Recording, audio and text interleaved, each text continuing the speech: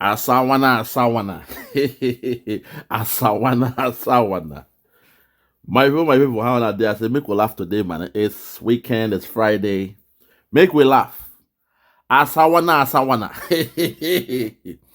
This one is coming all the way from the Twitter page, the X page of our Prime Minister, His Excellency, Mazi Ekpa, Simon and Joko. Simon don't talk say our PM, our Prime Minister talk say, make we keep this in record. Keep this for the record. He's talking about Asawana Asawana, the man who said he was selling the Igbos as slave, the man who they thank God, they boast, the Bamba, say in Papa, then they sell the Igbos as slave. The man they call Asari Dokubo, Asawana Asawana. Today, I will keep this one as records. I will keep this records so that one day, when it don't set, people no go talk say we no tell una.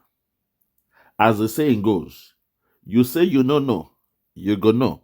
When time don't come, you go know. You say you no know, you go know. Time don't come now. You go know.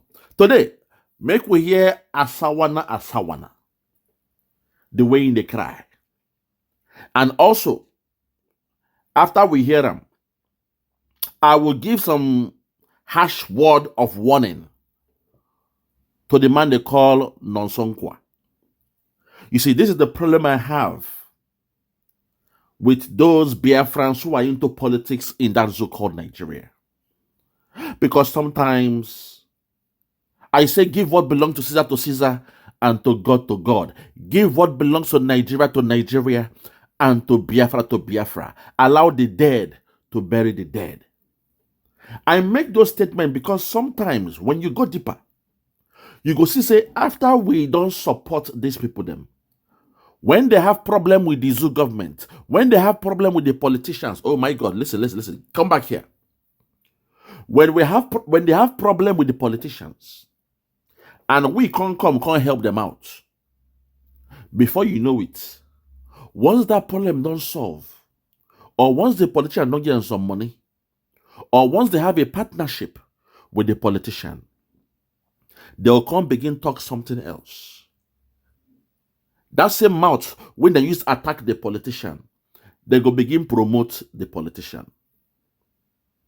My people, without any much further ado, make we start this one with Asari Dokubo, where him they cry, they lament, they provoke. Then afterwards, we'll come show the one of Nonsonkwa. How now he's dancing to the tune. He is dancing to the tune of the Imo State governor, the Imo State politicians, and the rest. If you're ready, let's get there. Listen. You take away from the statement of that rogue officer, general at the defense headquarters. Our engaging bandits so that people can be alive and go to their farms, and he called us terrorists. Okay. He singled me out and called me terrorist. Okay. Nigerians are listening and some are happy because what is happening in these places are not happening to them. Okay. These rogue officers must be investigated and eliminated from our military if Nigeria is to move forward.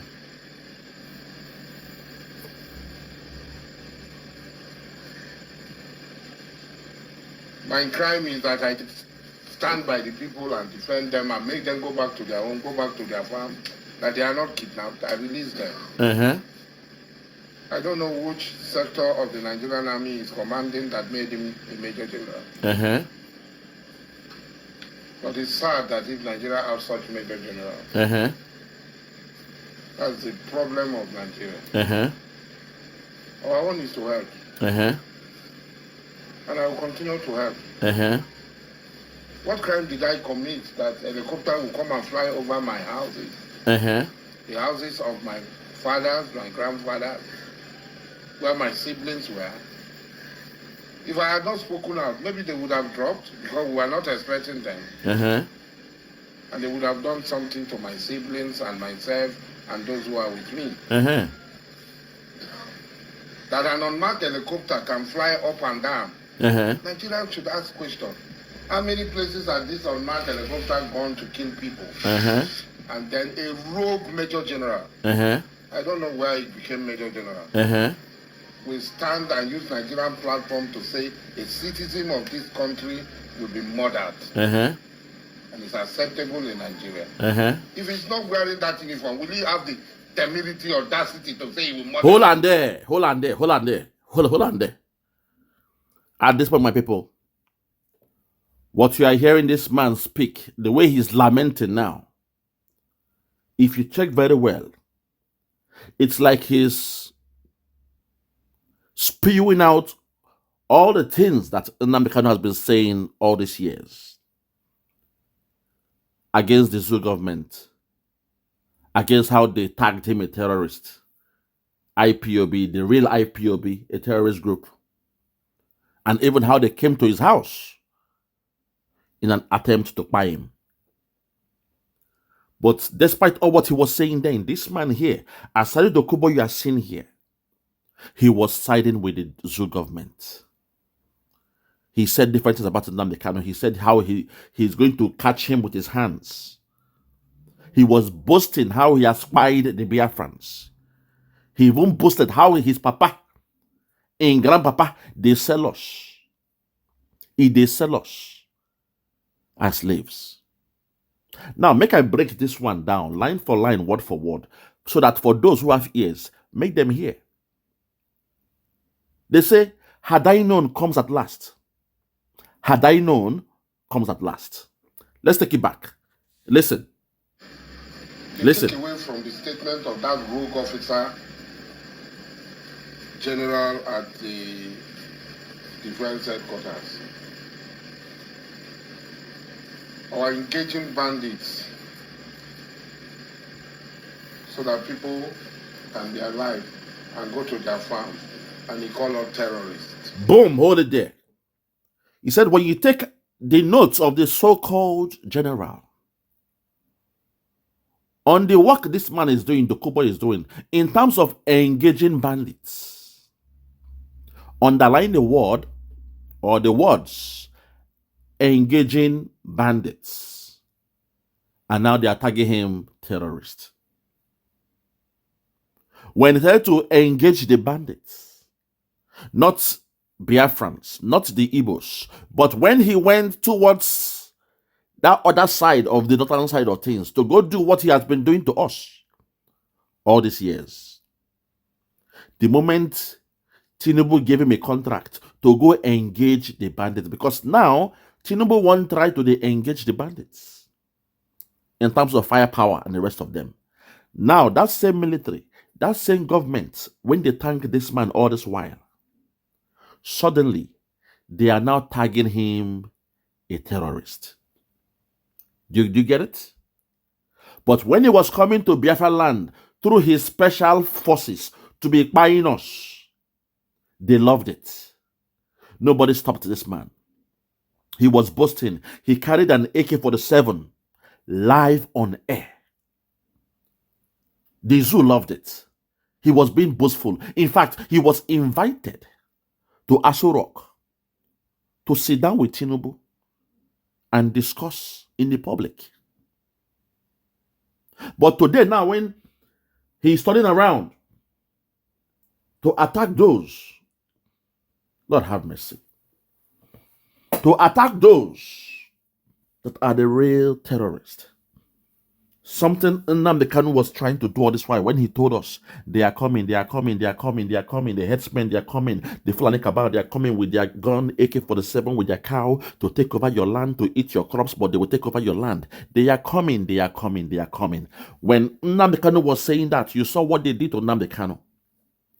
So today now, this man can't think, say, Nigeria is sweet. He's thinking that he's above the law. He thinks they love him.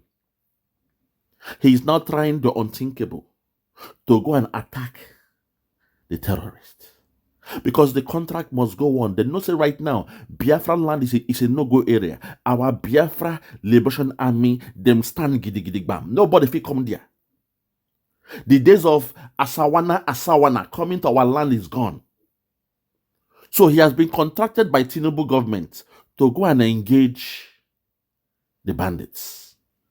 And suddenly, the Zoo military, those that Rufai Oseni say he loves, Rufai Oseni, you say you love the military. Today, the Zoo military, because they are in bed with Boko Haram, they are in bed with ISIS, they are in bed with ISWAP, they are in bed with the Fulani killer headsmen, they are in bed. They know, they understand the assignment given to them by Usman Danfodio to Islamize Nigeria.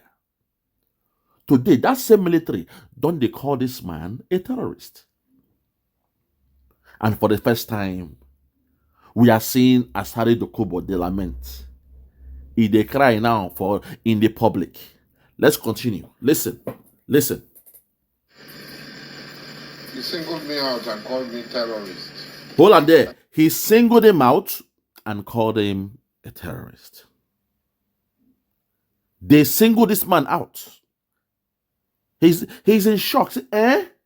Even you, Brutus, even me. I fought your enemies. I fought Nnamdi Kanu. I set him up. I blackmailed him. I killed IPOB. I killed the Igbos. Even me. Even me now. Why now? In the case of Julius Caesar. Even you, Brutus. Now he's saying, even me. Let's continue. Nigerians are listening and some are happy. Because what is happening in these places are not happening to them. Boom! Nigerians are listening and they are happy. Because what is happening in this place is not happening to them. Nigerians are happy. They are listening and they are happy. Because what is happening in these places is not happening to them. The same way you and the rest of the Nigerians, you were laughing at Nnamdi Kanu. When your Zoo government, they went to Kenya to kidnap him. A man on holiday. When they tried to buy him in his house, where 28 men died, even his dog, Jack, was not spared. A pet, loved by the family dog, was not spared. Jack was not spared. You were all laughing. You were happy. All the tribes were laughing at us. They called us Biafra. They even begged the Buhari government to show them. This is how wicked these guys are. They were begging the Buhari government to show them the lifeless body of Nnamdi Kanu, that rogue, that criminal, the Biafra man, the fraudster. Show us his body. We declare. Show us his body, his dead body. That's how wicked those Nigerians were. Including this man here, they were laughing. Nnamdi Kanu, I will smoke you out. Nnamdi Kanu, I go smoke you. I will catch you with my hand. Koro, I will catch you. When it was Nnamdi Kanu, it was okay. This man did not condemn Nigerians for doing what they did to Nnamdi Kanu. And during that time, the Buhari government, they were just going around the whole building of Nnamdi Kanu. They were going through his house, hoping to see his body, his lifeless body. They went through 28 bodies. They couldn't find him. The clamor was there. People were shouting, we demand the body of Nnamdi Kanu. Show it to us live on air. But today, these same people now, when you see a criminal soldier buying in Biafra land, they come out and say, no, we love our soldiers, so blame Simon Ekpa. Simon Ekpa, you are a devil. Simon Ekpa, Finland, bring Simon Ekpa. EU, give us Simon Ekpa. ICC, give us Simon Ekpa. He's the problem. But during that time, these same Nigerians, these same so-called people, these tribes who are saying they want freedom now, they were the same people supporting the Buhari government, begging him to show them the lifeless body, the dead body of Nnamdi Kanu. But we thank God, we are serving the living God. The God of Biafra has always given us a shoulder to lean on. the God of Biafra, promised us he will never lay upon us a load too heavy to carry. That yes, they came to the home of Nnamdi Kanu. Yes, they came to buy him. Yes, their intention was to buy him. And yes, they killed 28 men in his house. Yes, they killed his dogs. Yes, because of those things, the trauma, the parents of Nnamdi Kanu, they gave the ghost. They gave up the ghost. Because the trauma was too much. That their first son was going through a lot. But we thank God, say God spared the life of Nnamdi Kanu. But today, those who were laughing at Nnamdi Kanu, including this pig here, they were laughing at him. But today, this same man now is crying. He's looking back, telling the same people who laughed at Nnamdi Kanu with him, asking them, why are you guys laughing at me? You are laughing at us because this what is happening to us is not happening to you. It will be your turn one day. Oh. It will be your turn one day. Oh. Let's continue. Listen.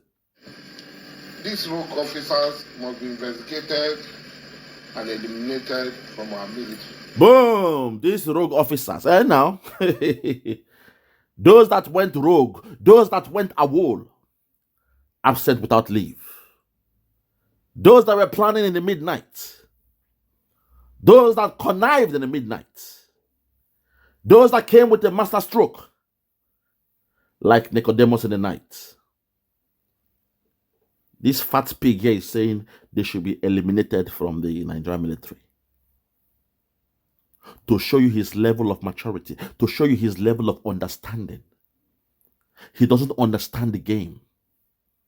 Say those guys, those you call your military, you said our military. Those you call your military, they are foot soldiers for the Fulani killer headsmen. They are foot soldiers for the Fulani cabal because they know an assignment they are out to do. The moment you went astray, the moment you went astray from buying the Biafrans, you are trying to go and buy headsmen.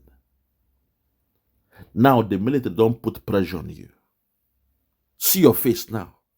You're in shock. You are in a deep shock.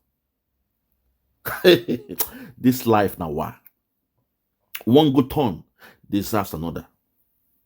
This life now, why? Jungle don't mature now. It is time for this guy to have a taste of his own medicine. And now he's crying. He's looking helpless. He's looking confused. He's looking perplexed.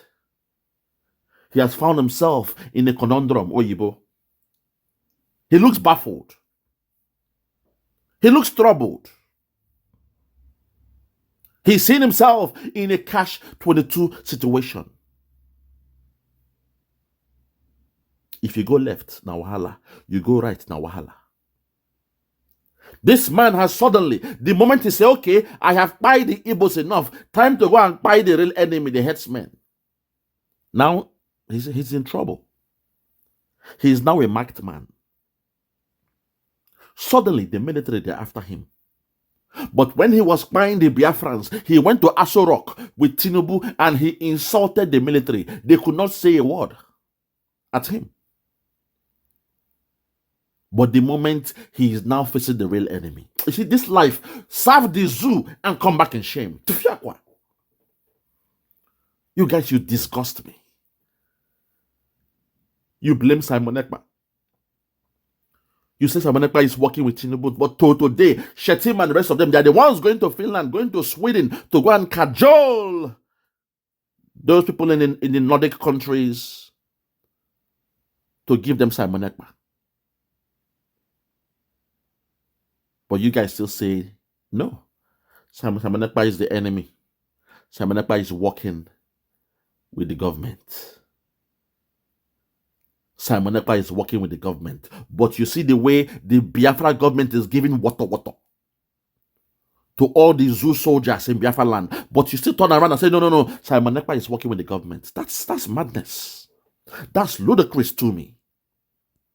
But today, the man you know was working with the government, the man that was in Asari Dokubo, he sat down and had a press conference insulting the soldiers. He said, blame them for the oil theft. When it comes to oil of Biafra land, it is okay. He insulted them. The soldiers did nothing. But today, now, when they don't have a contract to go and buy the headsmen, the soldiers have now told him now, say, hey, you are a wanted man. We shall come for you. Make we now hear what they did to this man when he shook him. Make we now hear. Listen. Nigeria is to move forward.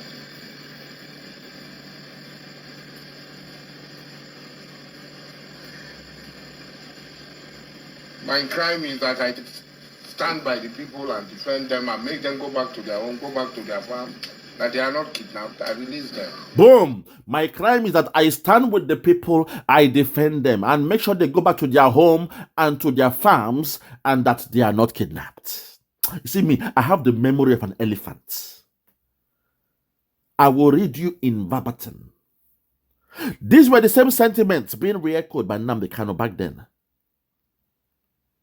He is here to protect the land of Biafra, to make sure our women can go back to the farm, and that they're no longer what? Being kidnapped.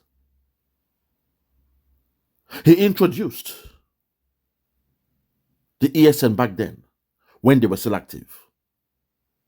Eastern Security Network, their number one assignment, their primary goal and assignment is to remain in the bushes, in the outskirts of the bushes, in the remote areas, in the thick forest, never to come out. Remain there and protect the land of Biafra. But you all knew what happened. The governors, they blackmailed him. They set him up.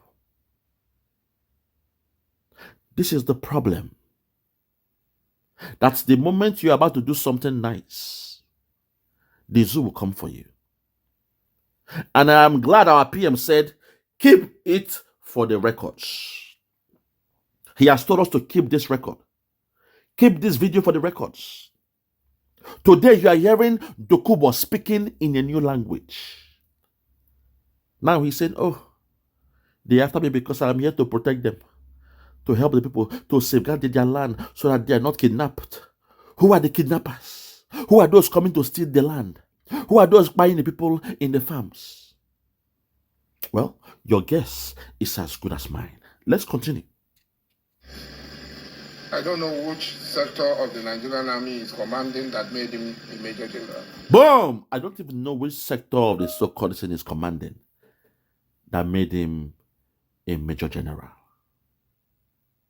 You don't lament in the open. If they provoke now, you don't begin to insult the man, the major general of that zoo. Because for the first time in his life, he's seeing the military go against him. And guess what? If this man ever carry gun for live for TV again, or if he's doing a video and a show in AK-47 again, they will arrest him. To show you, say, Tinubu is not in power. The moment it is about the Biafrans, no problem. Dokubo, come. Do what you want to do, man. We are with you. Take all the funding. Go and buy them. We are with you.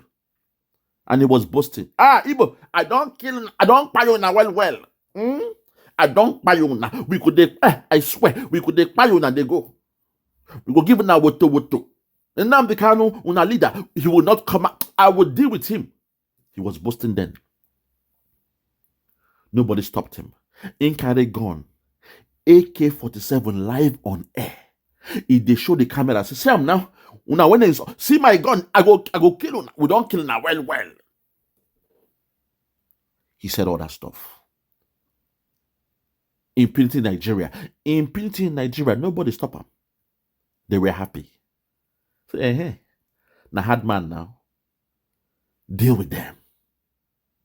But today now, when him has one small contract to go and deal with the real enemy, for the first time, they are now putting all this barricade around him. He's now a wanted man.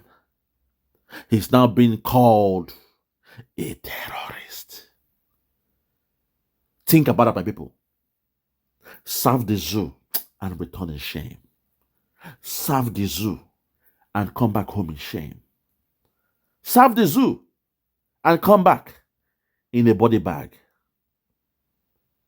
Some of them, unfortunately, they could not live to tell the story. We saw them come back in body bags. Politicians who were attacking Simon Ekpa, Nnamdi Kanu, today they are no more. Serve the zoo and come back in shame. Let's continue. But it's sad that if Nigeria have such major generals, that's the problem of Nigeria.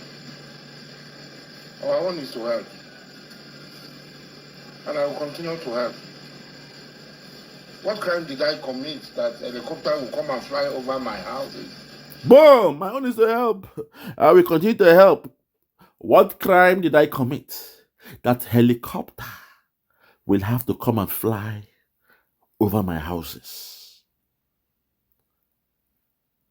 Hi! Helicopter. Look up to the sky. It's a bird. It's a plane. No. It's a helicopter. Asawana, what did they make that noise outside my compound? This man was shouting. Boys, what is happening outside? I they hear something. Na bird, na plane, na helicopter. They came back to him and said, go. Na helicopter. It is flying close. Oh. That's to show him, say, they know where he is. The moment you are going against the cabal, they know where you are. That's a sign. That's why you came out now to make this video. You see, they have smoked you out. They know your location, your phone, or those things. They can track you. The zoo is not your friend. The zoo is not a people you can trust. They can track you. And now, look at you now. For the first time, you are looking humbled. You are looking subdued. You are looking submissive. You don't tire. I don't tire. I don't tire. I don't tire. You don't tire. Eh? This kind of life. You don't tire for life. He's wondering how come helicopter they fly around. That's a message. They gave you a coded message. Say, bro, you are not safe. Oh. That money them give you, go pay them back. That's the meaning. If in fact, I'll not give you any advice. But if you are wise, go and refund that contract money they gave you. Because the cabal, they have told you guys in the public, in the private, say those headsmen, they are freedom fighters. Shegumi said headsmen, now they are freedom fighters. Continue. The houses of my fathers, my grandfathers, where my siblings were. If I had not spoken out, maybe they would have dropped because we were not expecting them. Boom! They flew around the houses of my father, my grandfather, my siblings. They don't mark everywhere. If I have not spoken, maybe they would have dropped. If I had not spoken, maybe they would have dropped. Now the question will say, drop waiting. What would they have dropped if this pig here has not spoken? You see, I have no sympathy for this man here. Somebody that was boasting how in Papa was selling my people. He was saying it with joy. It is sweet. And he said, if not because of Britain, when come slow them down. Because I told you, there was slavery before colonization. You guys should get it right. You will not say it in your history book. Even your journalists that love Britain and Nigeria, the name given to them by Britain, they don't know that Britain first came here for slavery. They enslaved us. When they came, we were a free people. They enslaved us. After enslavement, they later came back for colonization. So this man, in papa, in grandfather, they were still selling people as slaves. Even after slave was abolished, this idiot here and in grandfather, they were still selling people. So Britain now came back for colonization. I said, stop this slavery game now. We're now coming to subdue you in your own land. Stop selling people. So when some idiots, they're saying, oh, up Britain, they abolished slavery, they abolished, they stopped slavery, they even forced America to abolish slavery. There were some great men who wrote, and Britain, is one of the pioneers to abolish slavery. You guys, you are foolish, you are stupid, you are myopic, you are senseless. And somehow you need to bring your brain out and wash your brain with black soap. Black soap. Or shedudu, as they used to sell in Yoruba land. Black soap. Bring your brain out and wash the cobwebs off, because you are foolish and stupid. If you think that Britain only came to colonize you, then you are foolish, you are myopic, you are clouded, and you are blind to the truth. Because those that called you Nigeria, they first came here to enslave you. You were their slaves. You were their subjects. And when slavery went out of business, Britain came back to colonize you. Now they put their leg on the ground.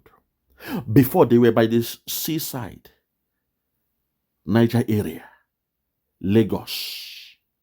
They were by the seaside, the shores of the sea. People like this, their father will now bring slaves and give them. You see, even from what we are reading now, even the Benin Kingdom itself, we hear say they carry plenty slaves. Then they sell for Manila, for Cowrie, and all those things. But the moment Britain said, okay, it is time to put our leg in Africa, they came back and colonized you. So during colonization, unknown to this idiot here, his father, he was still selling the Igbos. So Britain now stopped them. So I have no sympathy for this man. Now that, they have smoked him out. Those you are in bed with, they have smoked you out because you want to touch their own. And they have smoked you out. They sent the helicopters to the home of your father, your grandfather, your siblings. Siblings means your brothers and sisters. It can't shock you. You can't shout, say, Asawana, Asawana. Nobody help you that time, because they don't say, once they drop the bomb, Omo, you don't go. They will buy you, then they will blame it on Simon Ekpa. They will blame it on the Biafrans. We know the game. But thank God this man has come out to confess what happened to him. He saw what they were about to do to him and his family. They wouldn't drop the bomb then. They just wanted to show you, say, hey, we know where you are. We know where your family tree they live. We know your extended family, your nuclear family. Everywhere them they, we don't mark them out. Don't assume you are above the law. Don't assume you are one of the favorite sons. Yes, you changed to Islam, but you are not one of us. In a twinkle of an eye, we can take you and your whole generation down. That was the meaning of the helicopter flying through all those places. See his face. He's looking worried. He's traumatized, feeling pain, agony.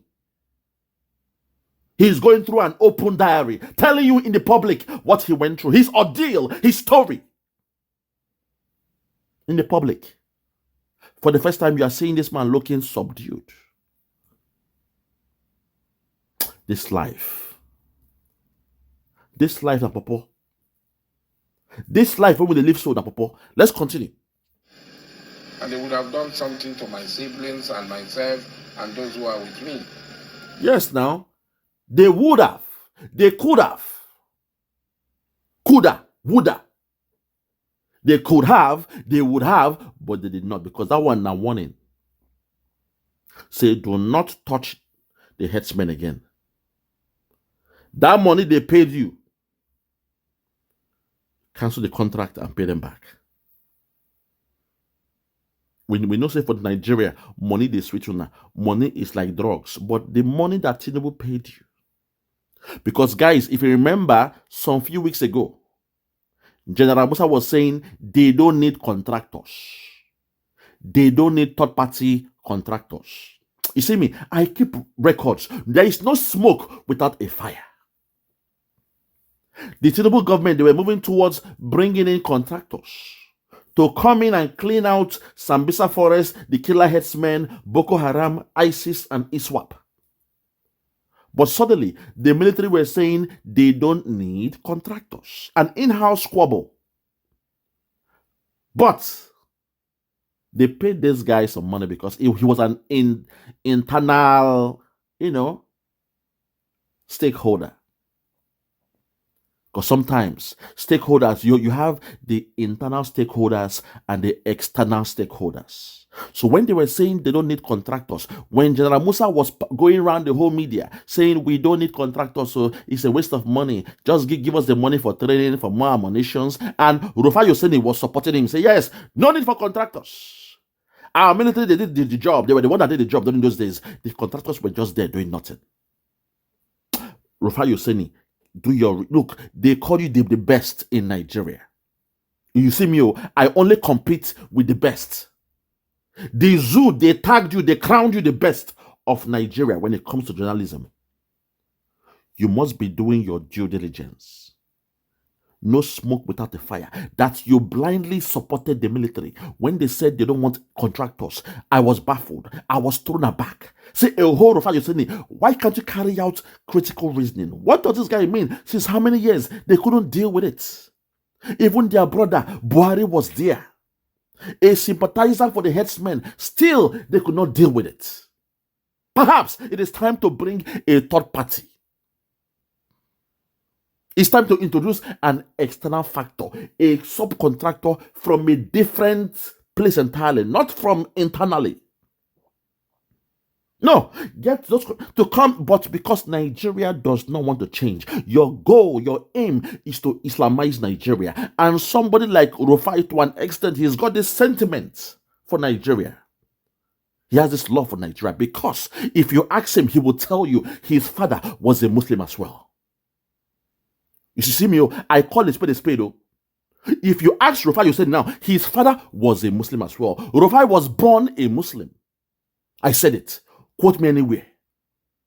And guess what? His father only converted to Christianity on his dying bed. Ask Rufai this thing now. Quote me anywhere. He will tell you. So to Rufai, it is not alien to hear say, oh, probably they want to Islamize Nigeria. It is not alien to him. It's not something of a shock. It means nothing to him. Because deep inside, he was born a Muslim. He grew up a Muslim until he converted to Christianity. And when you do your research, I keep telling you guys, most of the Yoruba pastors, if you do your research, they were hardcore Islamists before they converted to Christianity. Something made some of them to convert. I'm going somewhere with this. Pastor Adegboye and the rest of them, they were Muslims before they converted. Pastor Tunde Bakare, from the days of Latter-day Assembly to his new church now, the Citadel of Christ Church or whatever he calls it. Pastor Tunde Bakare. One day I will expose what I know about him, but I expect you guys to do your research. Who is this man? Pastor Tunde Bakare. How come whenever a Fulani man wants to be president, he will come out and say, God has told me I will be president? How come? But some of you, because of poverty and hunger, you have refused to use your brain to study.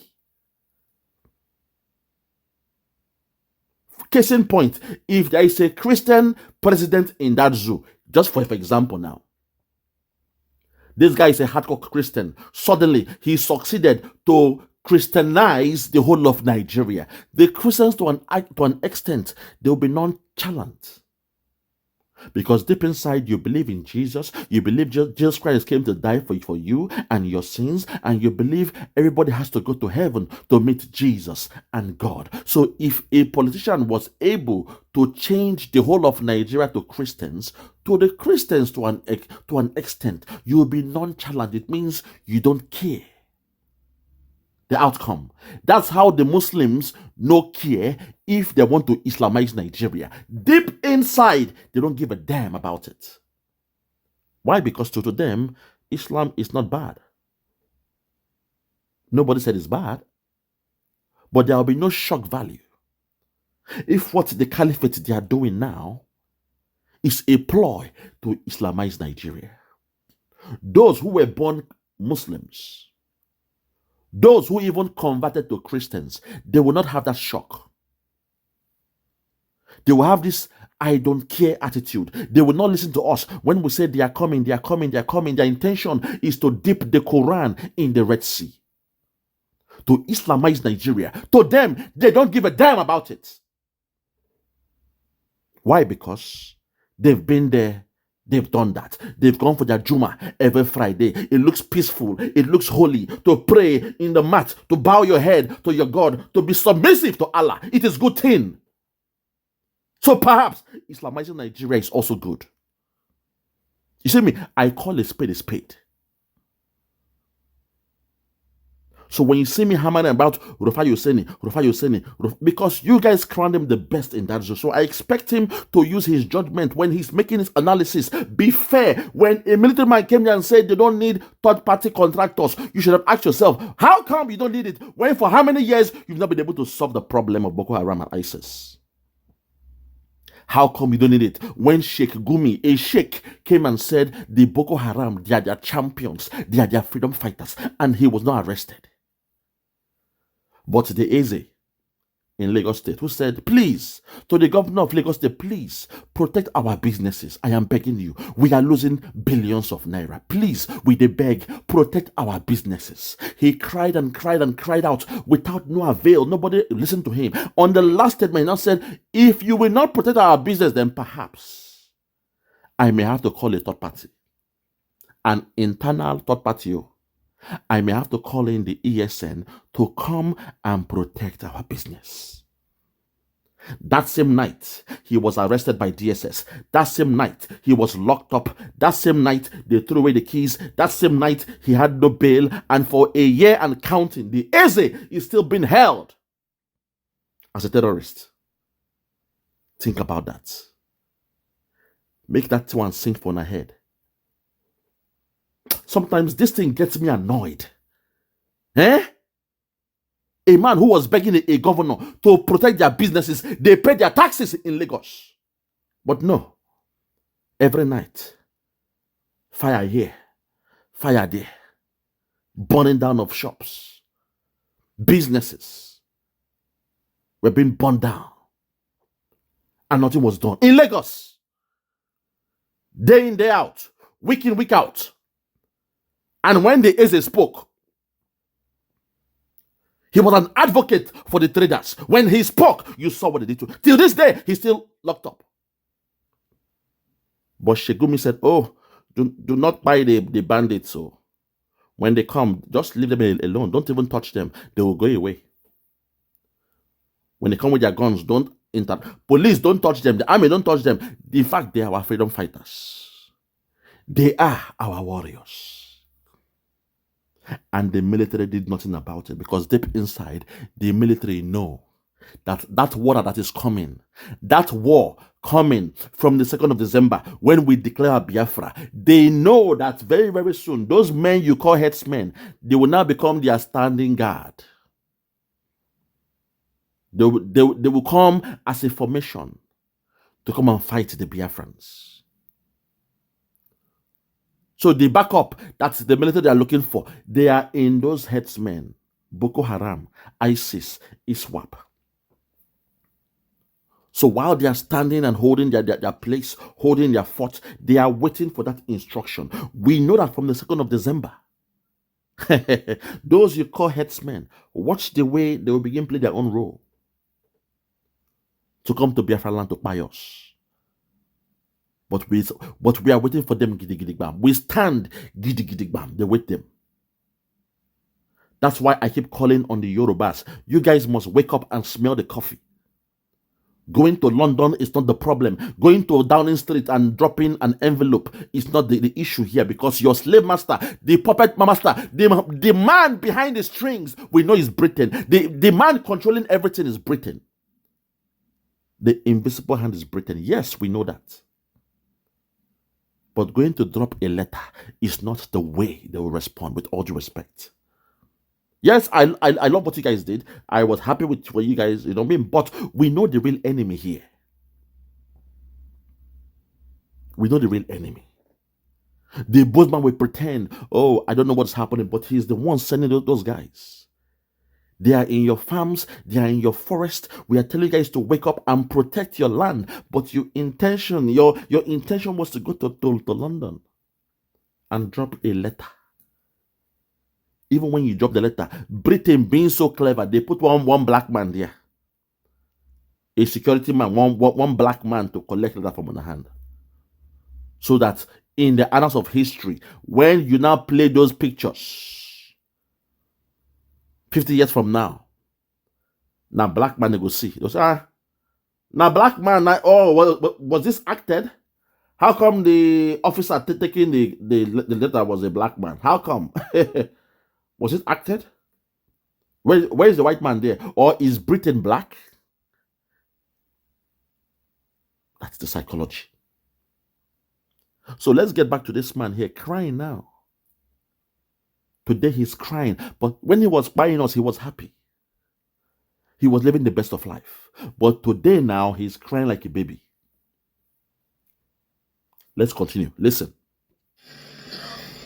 That an unmarked helicopter can fly up and down. Nigerians should ask questions. No, we're not.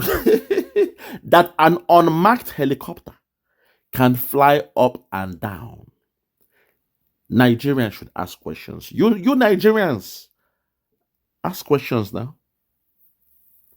An unmarked helicopter flying up and down, through and through all the houses of this man.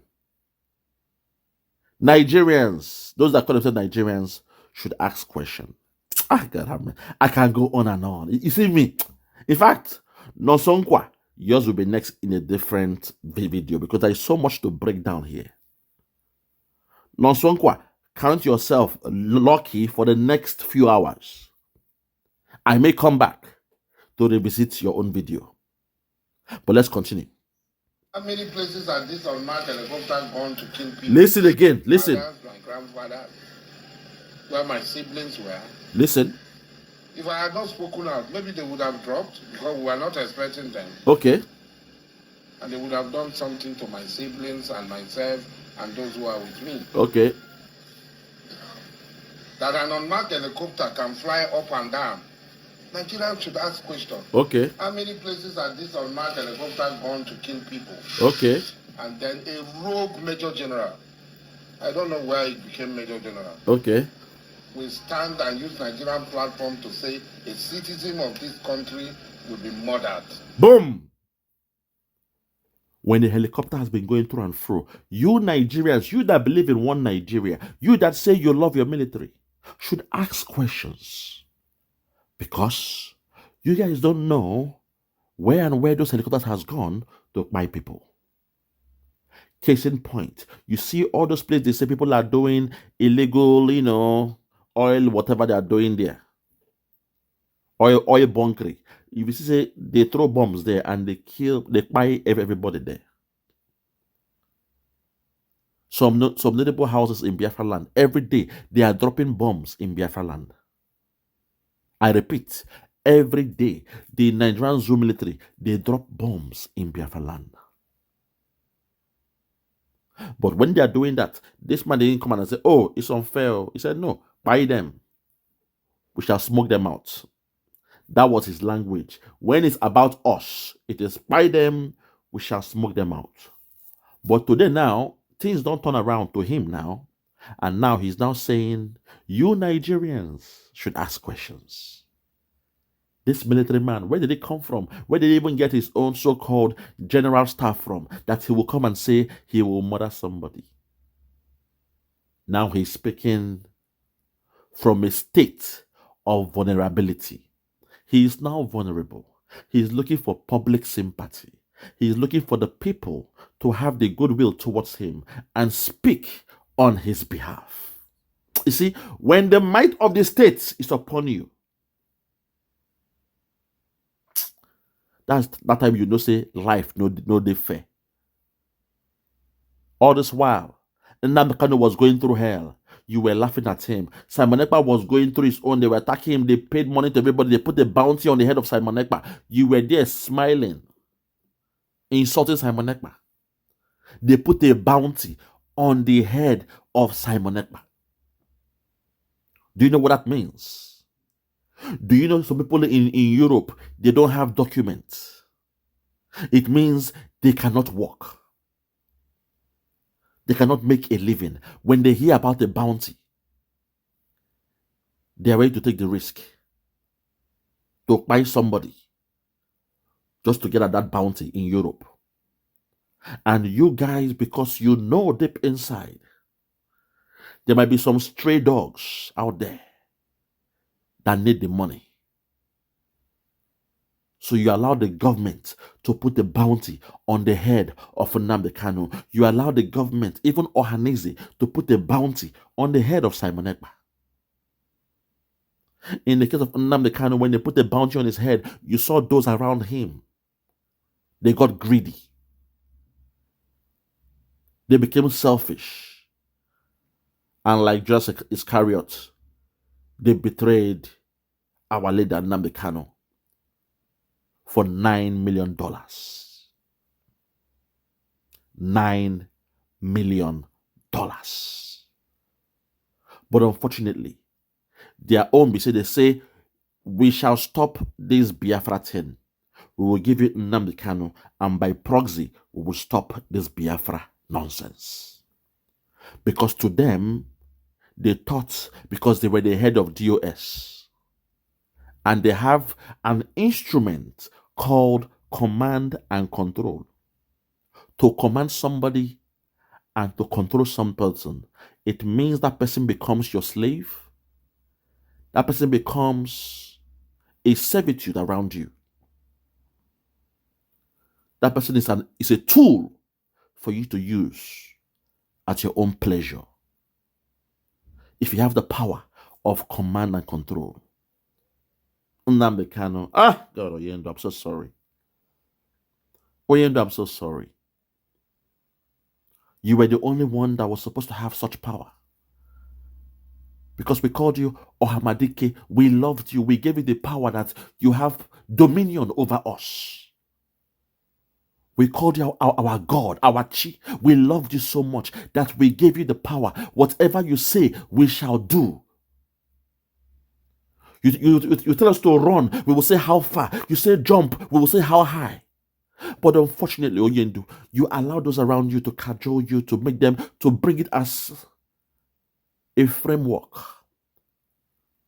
a policy of command and control, which means others outside of you now have the power of command and control. Oyendu, that was where the mistake was made. Because the moment that power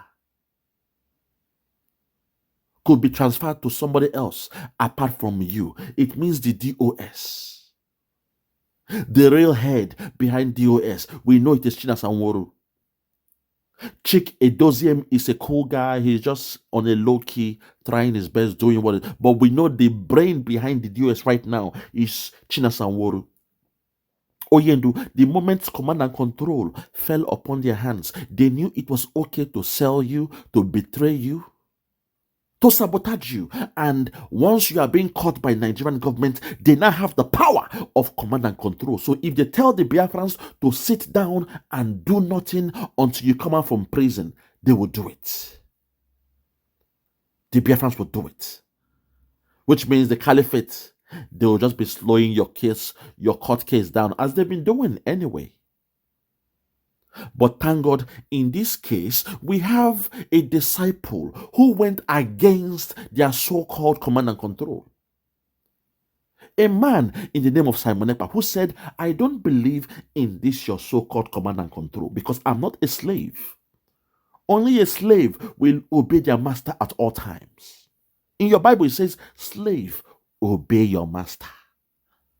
Command and control is like, it is synonymous, Oyibo.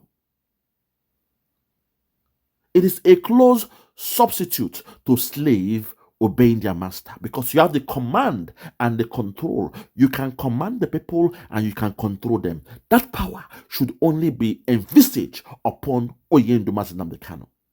But because you're a very good man, Nnamdi Kanu, you decided to share that power with the members of the DOS. So now, when they now sold you out,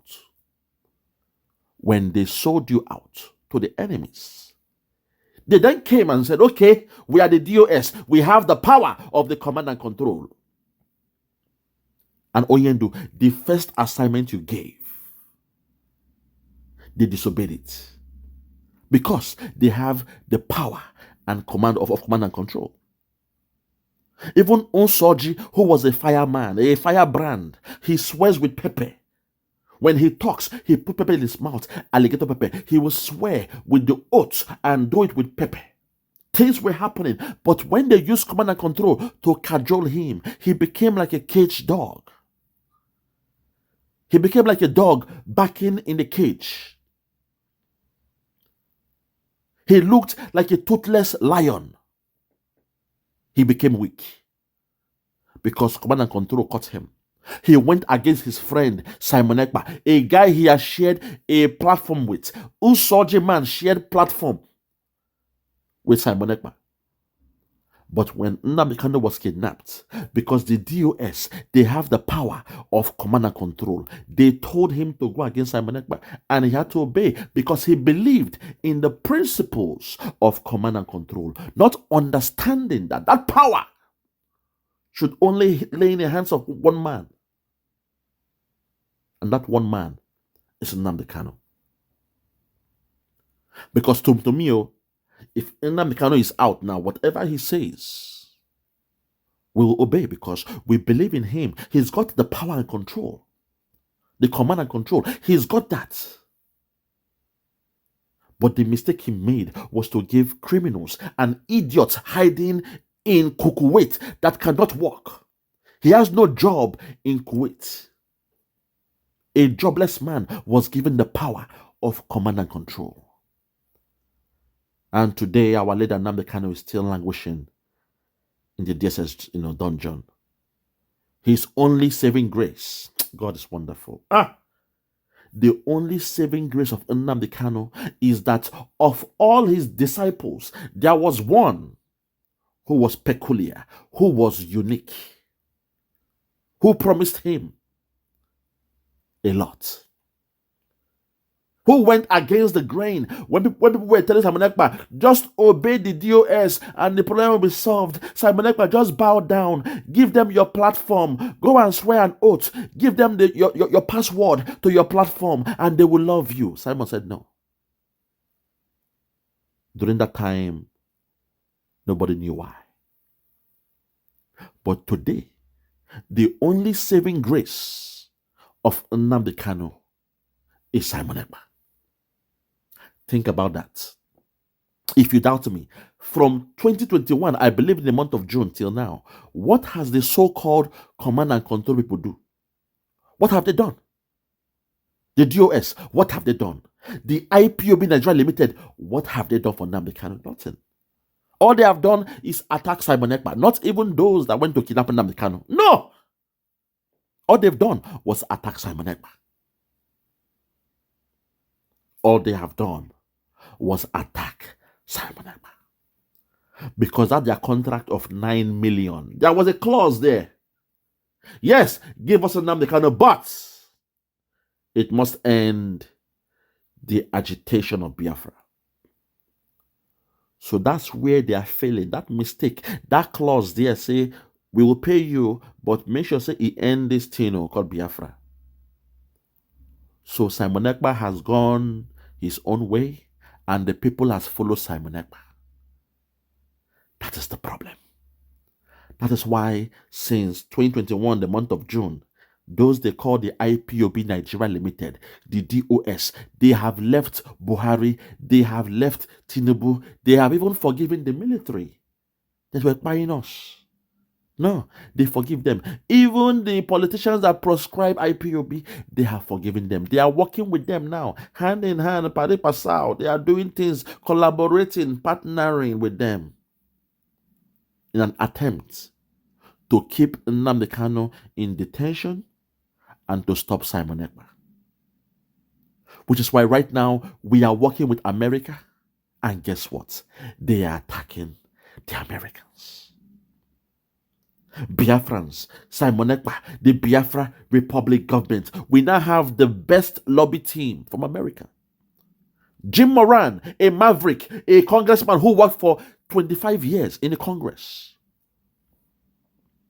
During those days, as a young boy, in my, early 16, 17, 18, 19 years, when I hear John McCain, I hear about Jim Moran. John McCain being a maverick. I hear about Jim Moran doing it for the people.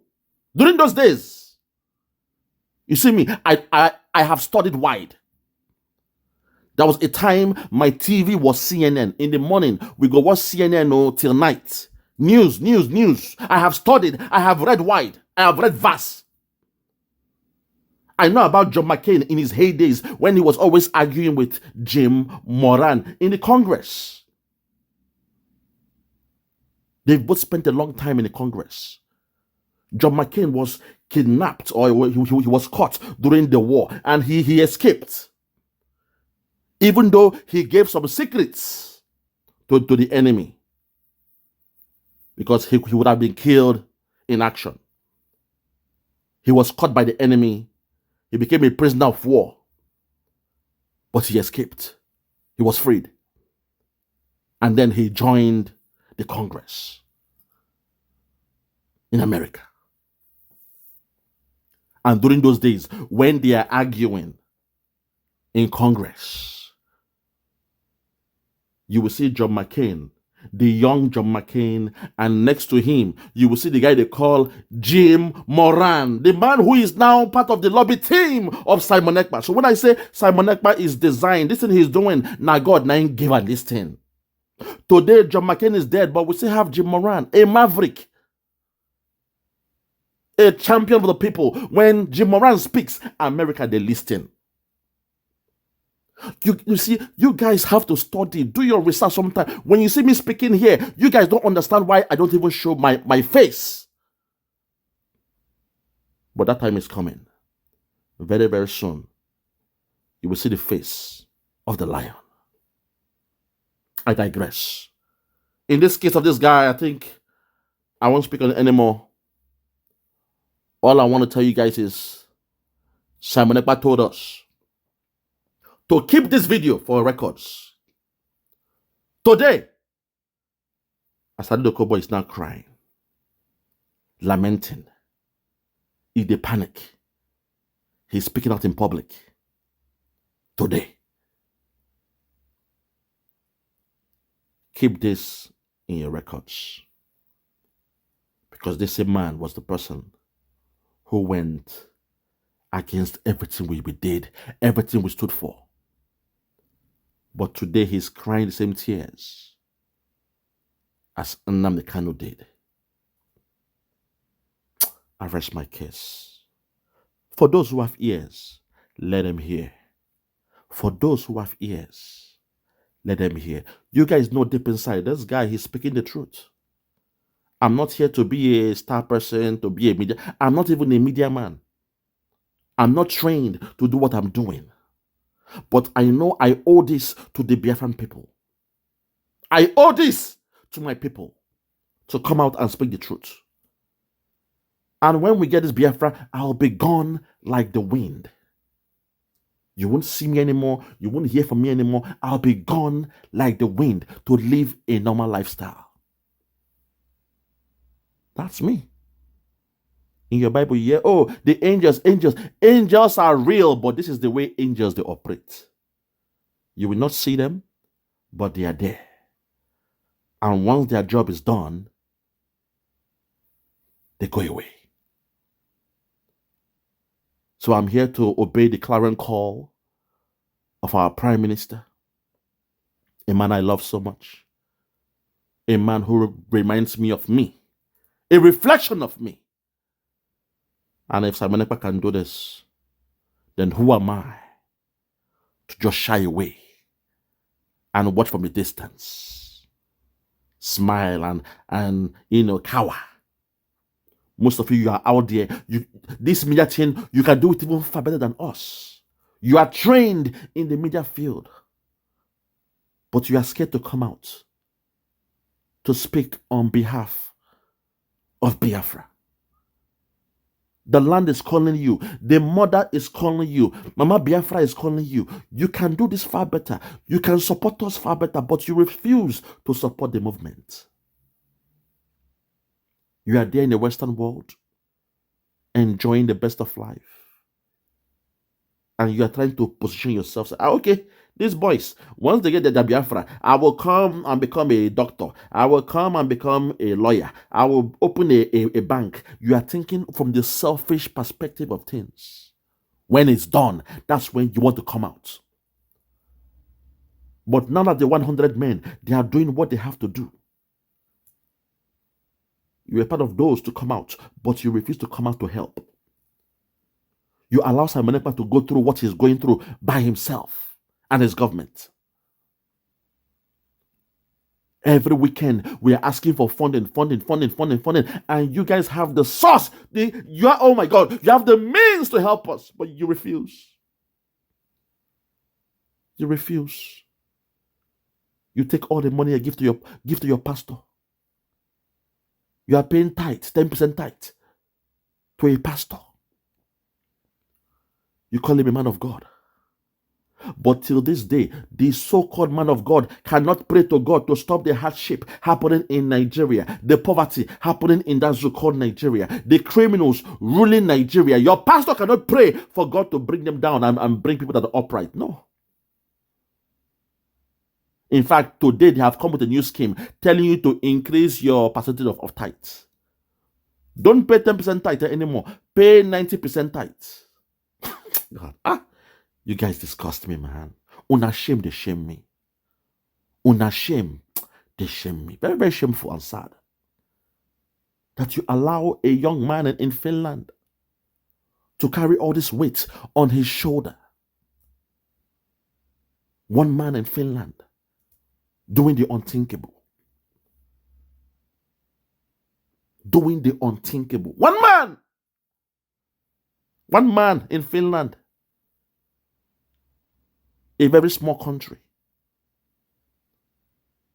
I've been to Sweden, I've been to Norway, I've been to Denmark, I've been in Finland, but I've not lived in Finland. The Scandinavian countries, I know how things are there. But we thank God that Finland, they have stood firm for Simon Ekpa. Because they came with all the carrot and sticks approach. They were being cajoled. They promised them heaven and earth. They promised them business. They promised them raw materials. They promised them oil, crude oil. What do you want? It is yours. All we need is the head of Simon Ekpa. Bring him to us. What's his status? Does he have a Finnish passport, or is he still using a Nigerian passport? Okay, can you just check your files? Does he have a valid Nigerian passport? If so, then bring him to us. You guys don't understand why you saw Simon destroy his Nigerian passport live on air. Some of you don't understand what that means. You don't. In fact, let me not go deeper. You guys are not ready. You guys don't respect us. You watch our videos and you just move away. You think we are here to play games? Eh? You think what we are doing here is tales by moonlight? People have died for this struggle. People have lost their life for this struggle. And you are there. You have the means to support the movement. Even to share the video, you won't even share the video. You just watch. You are enjoying your chicken and chips. It is winter. Oh, I'm in Europe. Oh, it is winter. You're having fun. The snow is falling. You do a video of the snow, playing in the snow. And you send it to those in the zoo to watch you enjoying in the snow. You forget where you are enjoying. Those men, they had to fight. Finland, that Simon is, they had to fight against Russia. If you are in USA, the Americans had to fight against Britain. They came with the slogan, give me liberty or give me death. Give me liberty or give me death. But when some Americans say it is Biafra or nothing else, you say, hey, this boy, you want to bring some problems. He's a madman. Make another think of this life. Rethink. Change your ways. Repent from your ways. If you know you can help the Biafra government, please do. Because we've got less than 2 months now to declare Biafra. Our Prime Minister has less than 2 months. Him and his cabinet, all the lobby team, I know, even from the job I'm doing, every day you are having business meetings, every day. Your schedule is crazy. When you look at your schedule, you can't even plan in meetings because everything is choked. Appointments, meetings everywhere. They need your support. They need your funding. Support this man. Support our Prime Minister. It's not easy. Those that made it to hate Nnamdi Kanu, today they are crying about the same thing that made Nnamdi Kanu to fight for his people. Dokubo today, now, look at what he's saying. But yesterday, he was in bed with the government. Hey! I rest my case. For those who have ears, let them hear. For those who have ears, let them hear. From me, from here, for now, I want to say good morning, good afternoon, good evening, and good night. I remain yours truly, Biafra, Superstars Media. God bless you.